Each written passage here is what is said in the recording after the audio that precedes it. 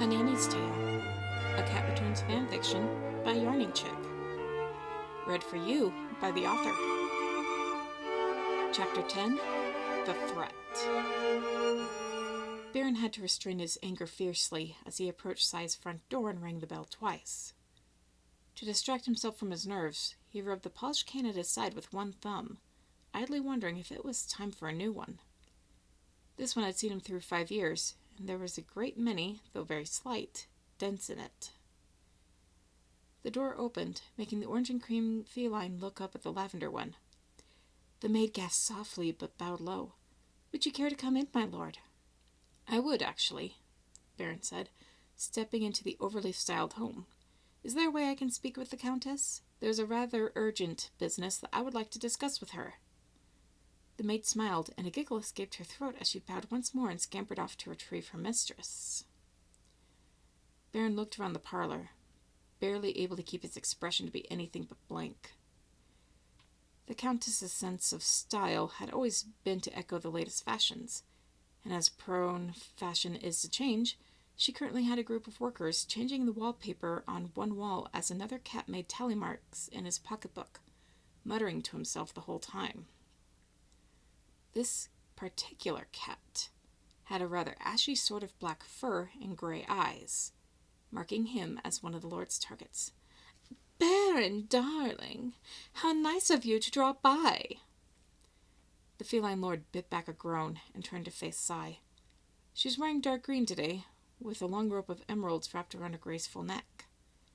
She was smiling beatifically, though he could see the slight trace of a smirk. That was all Baron needed to see, but he was determined to get the last laugh. He bowed grandly for her, catching the black cat quietly order the other cats out of the room in the corner of his eye. "It is, of course, always a pleasure to speak with you, dear Countess." "Please call me Sai," she pleaded, her large black eyes glowing with triumph. "We've been friends for far too long for all the formalities." Baron bit back a grin and moved in for the kill. "I'm not sure if you've noticed, but I had posted a nanny ad in the newspaper some time ago. The one I eventually picked turned out to be a nuisance."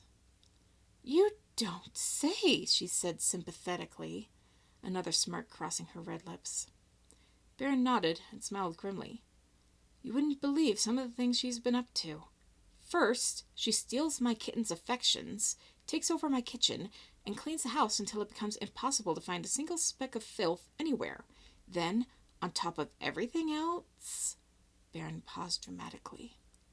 Sai held her breath and leaned in a bit. "Yes," she whispered. "She flat out refuses to lie to me. Some things she just refuses to talk about, but she doesn't hide the important things from me. I'm particularly distressed by her stories of Jai stalking her." Sai's heart froze solid. "She was probably—" "I'm not finished, Sai," Baron said firmly.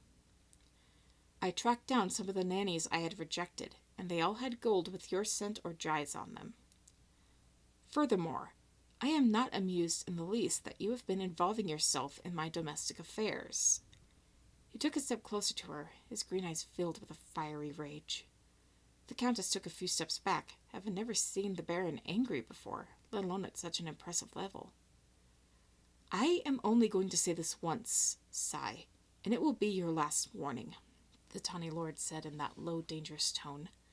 "Stay away from my property, my children, and my nanny.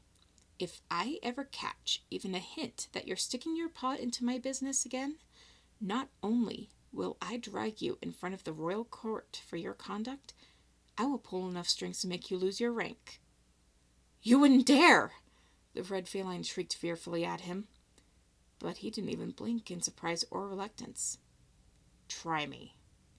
And my warning is extended to all under your service. Stay away from me, and you can continue with your frivolous little amusements. I don't have the time or the patience to deal with yet another fool." Baron tipped his hat stiffly and walked out the front door.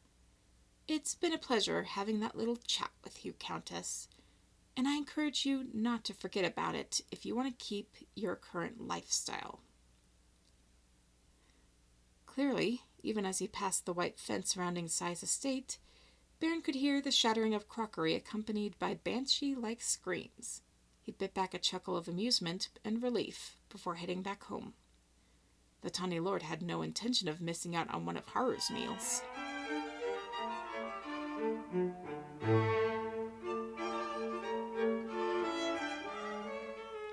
Okay, are you ready?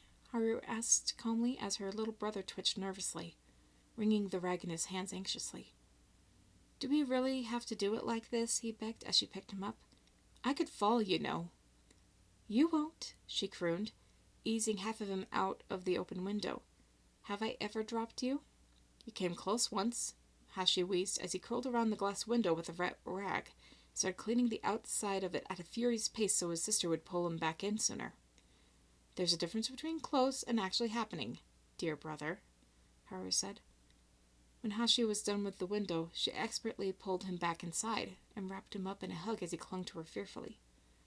Besides, do you really think I'd let anything happen to you? She whispered lovingly while kissing his dark brown hair, which matched her own.